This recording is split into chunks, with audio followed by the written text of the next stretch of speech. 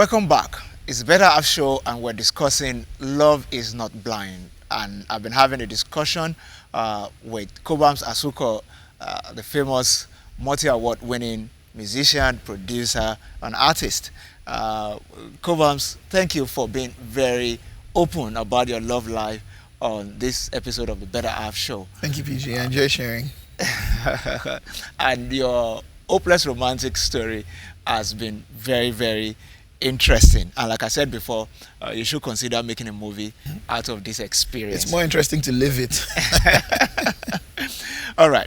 Let's talk about your needs, as a visually impaired person and how that affects your marriage. Now, in what ways will you say typically those needs have affected your marriage, or how would you say your spouse has coped, in all this? Let's take it generally, and then I'll go into some specifics. Okay, so for me as a blind person, one thing I'm thankful for is the kind of education I had the opportunity to have. So I went to Pacelli School, which Pacelli School was very big on independence, mobility, and orientation. Okay. And so part of what they did was they taught us as students to be independent. I hated washing my own clothes, but I had to learn to do it at a very, very early age. It was a primary boarding school. So picture me, 10-year-old, Wednesdays and Saturdays, I had to wash my uniform and my Sunday clothes and all that. Till this day, the two things, I hate the most are washing clothes and mathematics. Unfortunately, I don't get to wash clothes anymore. I still need math because of the nature of my work, but, it's a bit more... it's a bit more logical and a bit more sensible now. It adds up now more than it did as a child. But so mobility and orientation was very important, and because of that I learned how to do things. And because of my makeup, and I generally grew up in an environment where I had to be independent. My mother would send me to get things for her and such. I learned to do a lot of things. And so what that did was it made me independent to a certain degree.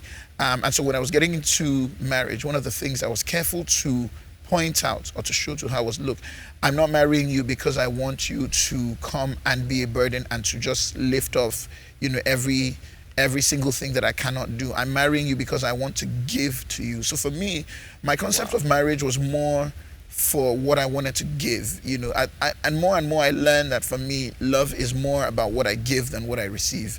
And so one of the things, for instance, that would have been a major challenge would have been driving. But before we got married, I had a driver. As a matter of fact, I had a driver when I was in my second year in university, and when I even couldn't afford one, because I was just that guy who felt like I needed to do everything to be independent. And so by the time I was getting into my marriage, we were in that place where Ojola wanted to help me with a lot of things. But I guess because, I was still trying to sort of prove, I didn't realize when, it was no longer as important to prove. And so I had a lot of my relationships were, in a sense, transactional. Do this for me and get paid this. Do that for me and get... And with marriage, I had to learn that wasn't necessarily the case. I had to learn to lean on her in certain instances. So Cobhams, you're saying that, in essence, you don't really think that you felt like a burden on Ujola at any point in time, because you have always been this independent person. You had to unlearn, kind of to now say, look, I can depend on this person. I had to unlearn, but I do feel like there were times when I sort of became, I would be a burden to her, but that was more because of cultural expectations than because of my visual impairment. Yeah. So for instance, you're trained to expect, the woman to cook and do this and do that. And when we lived in America for a bit, there was a time, obviously we didn't have, the house staff and everybody. So, there was a time, obviously she would have to wake up, we'd get my son ready, she would fix breakfast, lunch, and dinner, and do all of these things, and you still expect her to be her romantic self and all that and all. And she was telling me, obviously very subtly, look, this thing isn't working. In some way, it'd be nice for you to pitch in. And Ojala would say this because she's also aware of how independent I am, and she knows that for me, a lot of things is not whether I can do them, it's whether I will do them. And when I realized that it was taking a toll on the kind of relationship I wanted us to have, you can't have somebody be a work slave and turn around and be romantic at night. Yeah. Nobody told me. I started to load the dishwasher myself. I learned to change David's diaper. I just basically learned to do the things that would, make life comfortable for the two of us. So I think, if there was ever a time I was going to be a burden, it was more out of, just cultural expectations, which is in itself not a good thing. How we rely on certain people to do certain things because we feel like this is a role that culture has defined for them to fulfill. Yeah, to fulfill. So, Cobhams, what you're saying is that you're helping all of us to have a rethink about how we see someone like you. That there's actually a lot that you have trained yourself to be able to do that ordinarily people would think you will not be able to do, and actually expect that your spouse must always fit into that place. Yeah. There's a lot, and then I think there are also ways to. So, for instance, I always would keep a driver in the house. I had a policy where I'm like, I would keep a live-in driver. So, for instance, if my wife, were to be pregnant and we needed to rush to the hospital, God forbid, how do I manage that sort of situation? So, I would think ahead, and then there's certain things I would just do. So I always kept a live-in driver, for reasons such as that. But everything else, I learned to go out and turn on my generator. I realized it was my responsibility at certain times, if there was nobody in the house, maybe all the staff had gone off or whatever, to go out and turn on my generator. If there's a cockroach somewhere and she doesn't like the look of cockroaches and things like that, she would yell, and I would come in for me macho, even though I don't know exactly where the cockroach is. But just coming in there and just being like, what's going on? That's assurance, that sense of security. Yeah. I realized that it was my responsibility to offer that to the best of my ability. And where I cannot offer it, pay for it where necessary. And where I cannot, do that, then rely on her to be who she can be to me. So when we lived in America, for instance, we didn't have a driver, and she'd drive me to the studio and back and all that. And sometimes I'd feel guilty, you know what I mean? But I had to rest in the security of our relationship and the fact that she was also my friend. And also kind of compensate for it through other means, so that she knows that she's putting a lot in the direction of driving, but you can also do a lot more at home, and taking care of your son and all that, to just create the necessary balance. That's fantastic. Now, Cobhams, talking about how attractive you look, and how impressive your biceps are, or stuff like that. do you ever get concerned about, because you can see Ojola, but Ojola can see you. Does that move you to want to gym more, or to want to probably just do something to impress her? Do you feel vulnerable about that? This is a true and a sad confession. So when we were dating, I think I did a bit more of certain things. So I learned from someone, I don't know how true this is, I won't believe it anymore, but I learned from somewhere that if you lift weights a little bit just before you go out on a date, like, your abs will show. So I used to do stuff like that. I don't do them as much anymore these days, which is not good, but I'm secure in my relationship with her. So I think one of my most secure relationships is my relationship with Ojola. The downside to that is you tend to take certain things for granted. Yeah. And so because of that, so for instance, she's like, developing a midriff expansion, as her father calls it, a patriotic front. So, I think about things like that, and I'm like, look, you need to do something about this. So I try to do little things every now and again. I'm currently on a detox program, you know what I mean? Because I'm just like, you still owe it to your spouse, and you owe it to people to look good, you know what I mean? So, but I don't think it's from a place of pressure.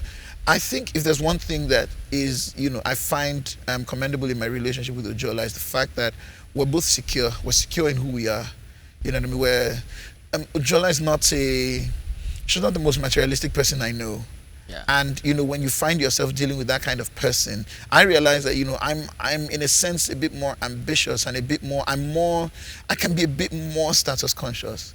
But she's I've learned from her that there are certain things that are not the most important things, and because of that, we're secure in our relationship. Now, obviously, I would do certain things for the sake of my health. And then Ojola she's a bit of what you call a fashionista, not in terms of how she would come out looking all the time, but in terms of what she knows and what she can do. So, in that sense, I rely on her a lot. Like when she's around, she picks out what I'm wearing, even if my stylist doesn't. Most times, 95% of the time, she picks out what I'm wearing. The downside to that is when she's not around, like right now, I'm confused every single morning. Meanwhile, before we got married, that was something I would figure out how to do because I'd arrange my wardrobe a certain way. Whoever arranged my wardrobe would color code things and all that and all that. But now that she's in my life, the minute she steps out for a day or two, I'm confused about just about everything, every single thing. So yes, I rely on her, and I think there's quite a lot of security in our relationship. We're friends first and foremost. That's very good. Now let's take that, all the fashionista and the way she helps to compliment you and all that. As a celeb, I know that maybe you even run away from that word sometimes, but whether you like it or not, Cobhams Asuquo is a celeb. That celebrity status and the expectations that people have of you and all that, how would you say that has affected your marriage?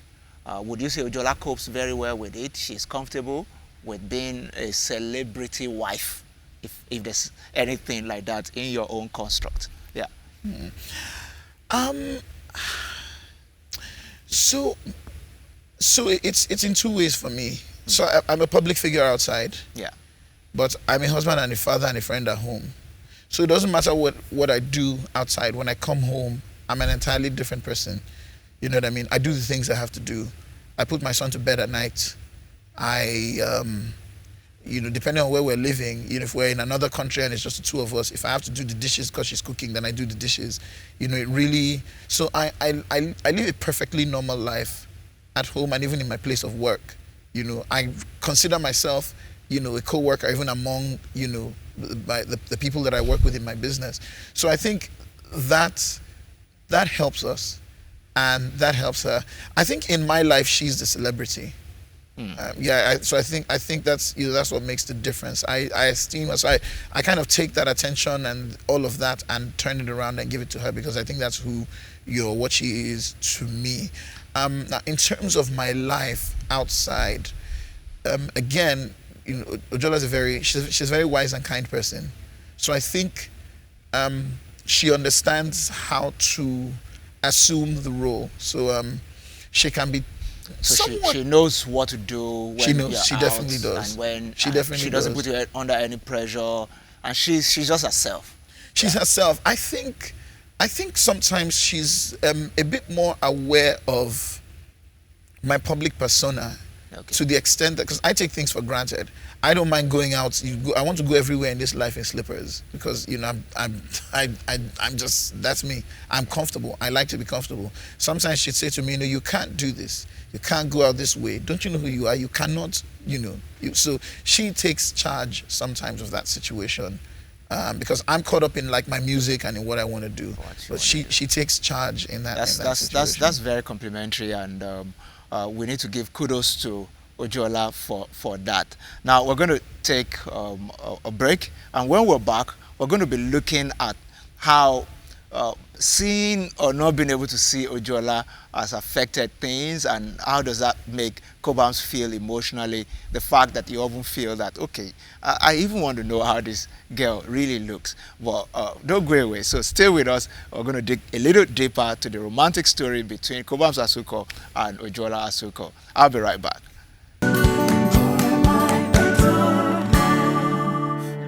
Welcome back. It's the BetterHalf show, and we've been discussing Love is Not Blind. And obviously, we've picked a lot from my guest on the show today, Cobhams Asuquo, on how he's been a very hopeless romantic and how his marriage has been working out in spite of his visual impairment, and how people see people with physical disability as maybe not being able to cope in marriage or knowing how to love or love themselves or love other people. Now, Cobhams, we're moving on with this discussion, and this is like a final segment. I want you to speak to how you manage non-verbal cues. So sometimes Ojola is not very happy with you.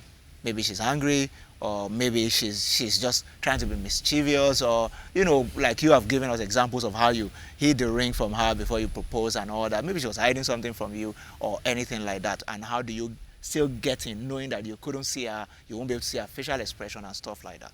So I think it varies from situation to situation. So for instance, when Ojola is not happy, you know from the first word, the first response you get.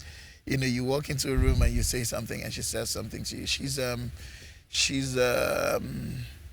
I don't know that she's a good pretender. I don't know that she's interested in pretending in the first place. Okay. And so yes, you will know if she feels a certain way. And I think for me initially, when we got married, I would read this the wrong way because, I read her expression as a sign of drama. And so, because she can give you 0 to 100 in a short space of time, if the need arises.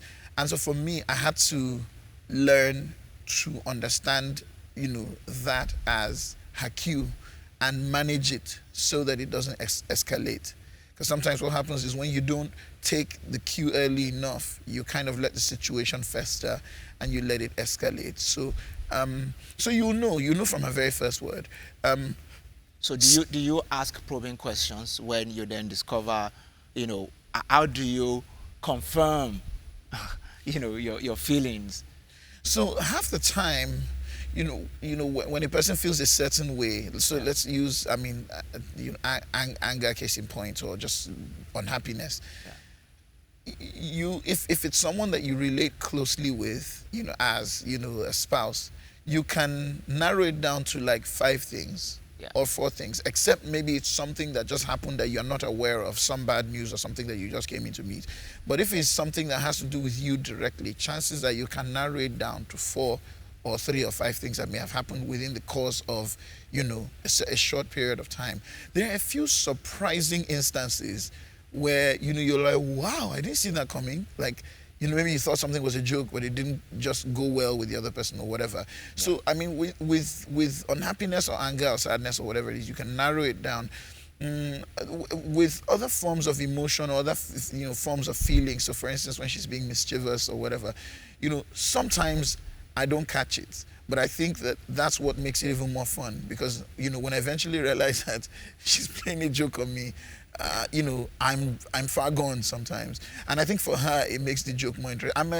I'm a good one to play, a wisecracker. Have a wisecrack at. And I guess that also helps as part of your training.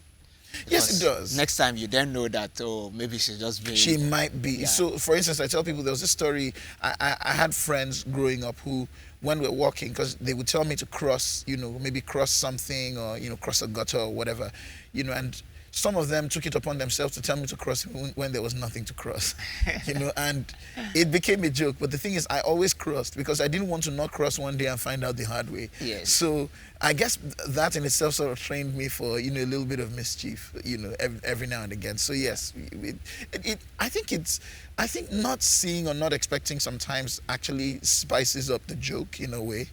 And I'm known to play a few rude ones. I can tiptoe without her knowing and just, surprise her and stuff like that if I know she's doing. So things like that. Or she might turn and catch me trying to tiptoe, which in itself can be quite embarrassing.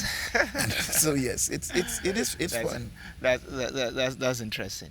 All right. So Cobhams, what's your biggest fear going into marriage, and did it happen or has it happened?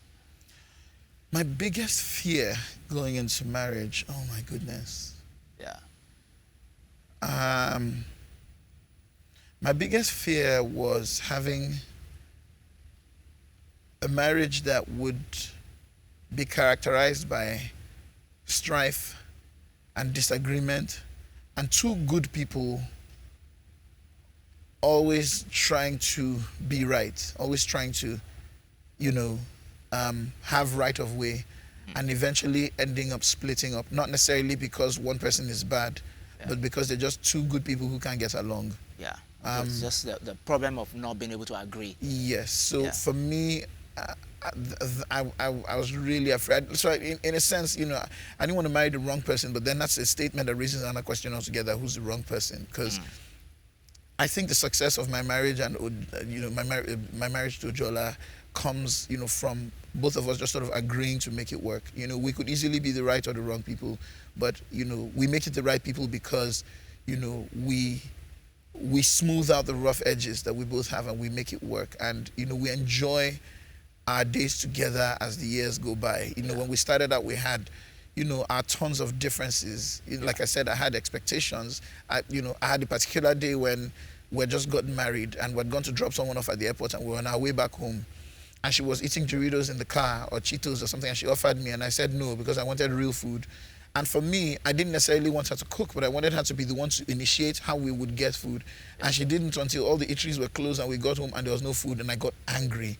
And I began to express my frustration, and she started crying, and I got confused. So, I learned from that day that sometimes when you're feeling something, just say it. And don't assume that, someone else is put under pressure. Because you could have said, let's go to an eatery and get something on our way home or something like that. And but that would waiting have, for her. and that would have helped us. Or I would have even asked her to make something because she's a great cook and she loves to cook for me. I didn't say anything, and she just kind of carried on. Obviously, coming from her own single life and me from my own single life, and the cook was not available that day. And all. So so I've learned to enjoy her. I've learned to enjoy her, and I feel like that in itself took some work to get there. So I think my biggest fear for a long time was just winding up with someone where we don't agree, and because we don't agree, we get to a point where we can't move forward.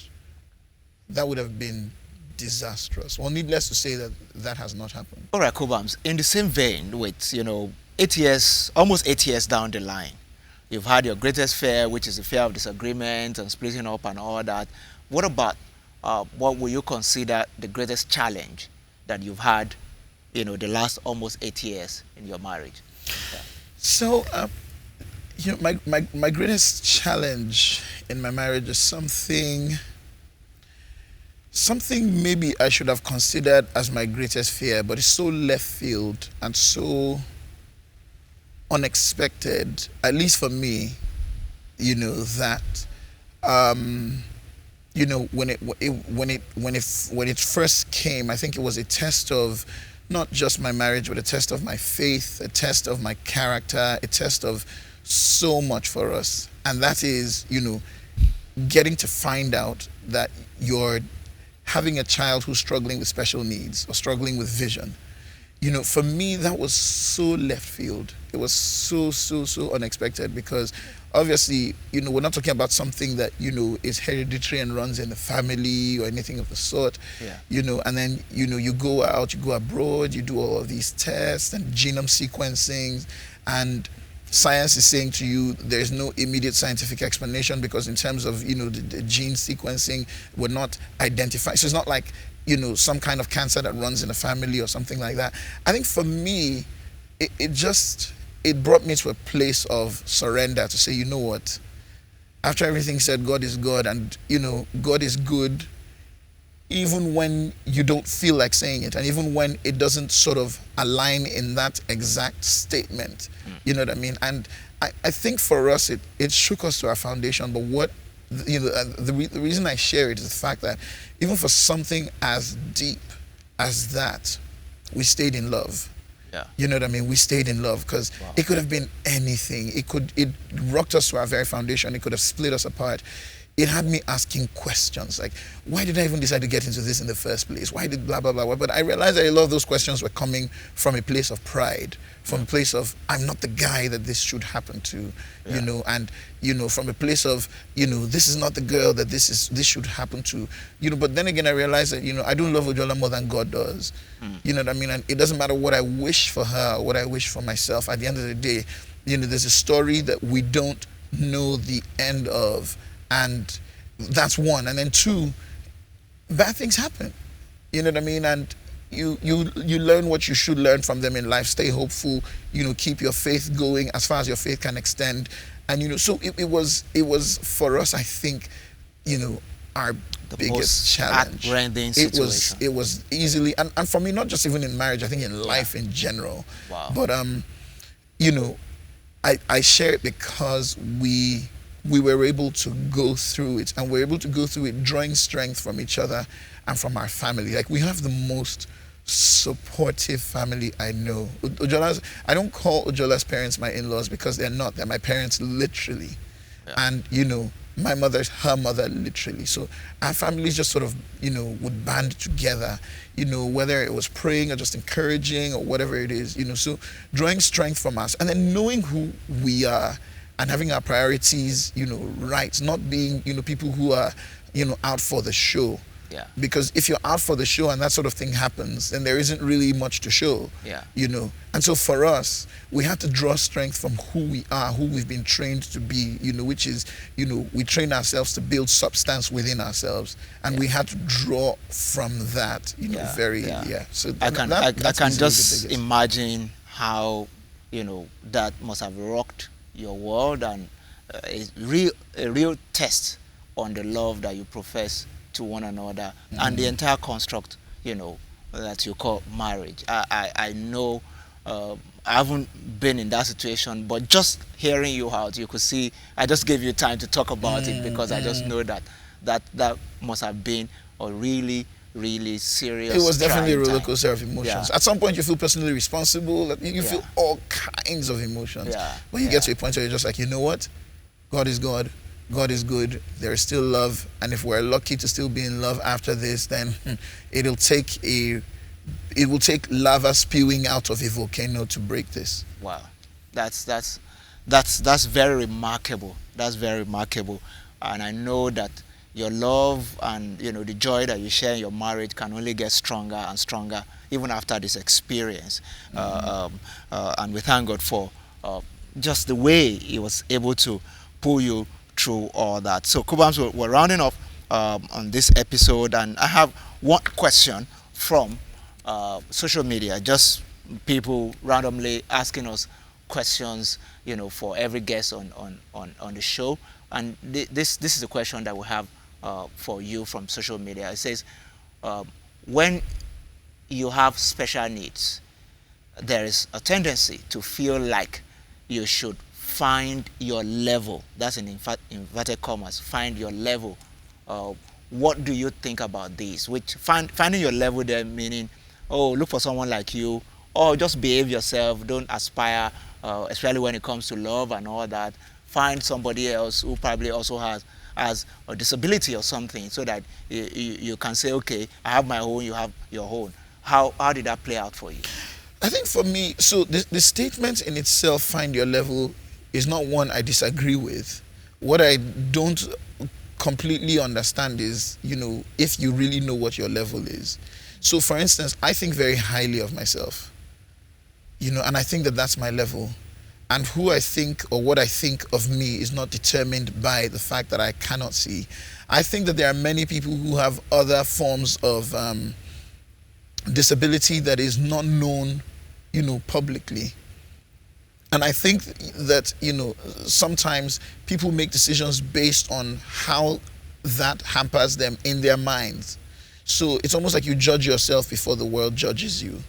And that's what determines your level. So, for instance, I've always seen myself, as, and I say this with respect and with every sense of humility, even though it's not going to be a humble statement, but I've always seen myself as, classy, sophisticated, self-aware, self-conscious, conscientious, always aiming for greatness and destined for greatness, and needing someone who can understand, and play the role that someone like, me, would be playing.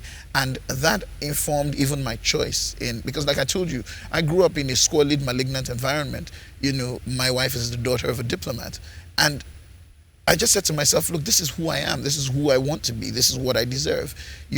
She graduated first class honors. I didn't even know until during her sister's graduation, because on top of all of that, she's also a humble and kind person. So I think for me, it's recognizing who you are and recognizing, in the real sense of what your level is, because your level is not defined by your disability. Your level is defined by who you think you are.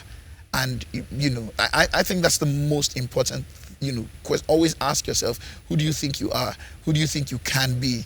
And, I'm sitting here, I'm just scratching the surface of what a person with whether visual impairment or any other impairment for that matter can be. So if I'm just scratching the surface and I live the quality of life that I live, how much more you who hasn't even started, who has me as an example, you know what I mean? It then means that you can do 10 times better than whatever it is that I have done. So I think Wow. People should actually aspire to break. I mean, think about it. The first plane invented by the Wright brothers is not anything like what the A380 or the 777 is right now. So I think, people like us have these conversations so that you can model something better. So that level, the question really should be, what is your level? And not necessarily like you should always find your level. If your level is big, if your level is aspirational, then that's what you should look for. So define your level with your own mouth and go for it. Great. Define your level with your own mouth and go for it. On that note, Cobhams, I really feel like just giving you a round of applause for that final motivational pitch. I mean, that was fantastic, and I'm sure that has really motivated everyone watching this show today. And on that note, I would like to say a big thank you to Cobhams Asuquo for coming on the show today, and also a big shout out to Ojola Asuquo for allowing Cobhams to be here, knowing that she's currently out of the country and she couldn't be physically with us on the show. Cobhams, thank you for sharing your life. Thank you, PG. For sharing all those wonderful stories, and then capping it up with a fantastic, motivational talk right there. And I'm sure that this has practically changed somebody's life. I will be back with my final thoughts on Love is Not Blind. Please stay with me. Don't go anywhere. Final thoughts on Love is Not Blind. I'll be back with you shortly. Thank you. My final thoughts on Love is Not Blind. A very insightful discussion with Cobhams Asuquo, and we've picked so many things. One of it is that truly, love is not about whether you are physically impaired or not. Love is a thing of the heart, your heart. How do you see yourself? Cobhams spoke about how he trained himself to be independent and came into marriage thinking of what to give and not what to get. Not that somebody is coming to support me and without this person I cannot live. And it's the same encouragement I want to have for you today. You listening to me or watching me, you may not even have any physical impairment at all. So what's your excuse from living a life that can really give love to other people before you expect love in return? Shoot for the stars. That's what we say. Don't put yourself at a level thinking because I have this impairment or that impairment, then I have to come, just put myself down. Think greatness. Think big. Be confident in your ability to give love and to look for what to give and not what to get. And on that note, I want to thank you very much for staying with me on the show today. I'll be back with another episode on the BetterHalf Show. May your relationship and marriage be sweet.